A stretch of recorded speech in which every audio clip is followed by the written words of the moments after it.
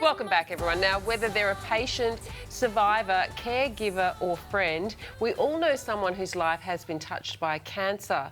And though it can be a tough road, the stories that come from people's experiences with the disease can provide comfort and courage to others. And Jo Spicer knows that from personal experience, and since overcoming her own diagnosis, she's sharing a book of stories from 30 other people who have dealt with cancer. It's called Survive and Thrive. And Jo joins us now alongside with one of the book's contributors, Lisa. Christy, great to have you both in here. Jo, Thanks. well, apart from going through the experience, what inspired you to write the book? Thanks, David. Well, my first brush with cancer was when I was 39 years old.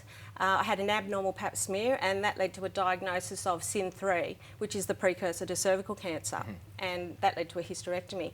But about 6 years later, I got a lump in my breast also, and then found out that that was actually lymphoma. So I had chemo for over 5 years. So my personal experiences made me realise that there's medical information out there, but there's nothing to help you deal with the impact that cancer has on your lives and, you know, the emotional and mental trauma that you have. So as a writer, I thought I can do something about this and help people learn about these areas. So spoke to some fellow cancer survivors, put together their inspiring stories, and most importantly, their first-hand experiences helped us put together some tips and hints and strategies so that people can have their best possible outcome. That's great. Yeah. Lisa, your family had a tough experience dealing with cancer. That's an understatement. Tell us about that. We did. My husband and I went through many years of... We're the survivors, I guess, of having 2 children with cancer. 2 of our children had Wilms tumours.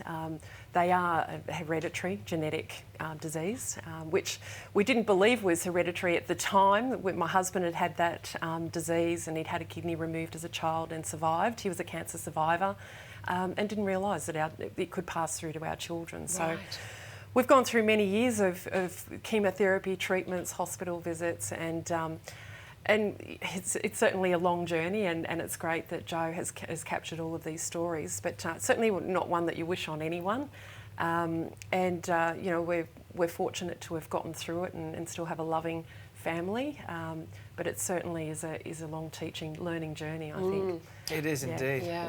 We lost our son Ben at 4 years of age, and almost 4 years of age, and our daughter Ella has made it through. She's now 13 and a half and has been in remission for about 9 years. So, yeah, long journey in some ways. You know, we lost Ben, but we have a lot of memories, and we're able to save Ella through that journey of knowing that it was a genetic cancer. So, yeah, long journey. So sorry for your loss with Ben. But Jo, you know, writing about this book, and we know so much about the treatment of cancer, or people who go through cancer, or you know, we go through charities and stuff like that. But what are your strategies that you found when you were writing this book about coping with it? Great question. I put together lots of different tips and hints. I guess the top few we could talk about is asking questions. That's a really important thing to first. You know, there's no limit to the amount of questions you can ask. There's no stupid questions, so don't be afraid to do so. Finding the right medical fit is also an important thing. This doctor is going to give you their best recommendation, but that doesn't mean you can't ask for a second opinion. This person is going to help you all along through your treatment and recovery. So it's imperative that you trust that person 100% and you're completely happy with them. Choosing a primary support person is another really important thing. This will be the person who walks with you all through your journey. It might be a parent, it might be your best friend, it might be your partner. But this is a person you can lean on for emotional support, and if you're anything like me, you get chemo brain and you can't remember anything. So it's great to have them at all your appointments as well. Yeah. I love how positive you're taking some of this.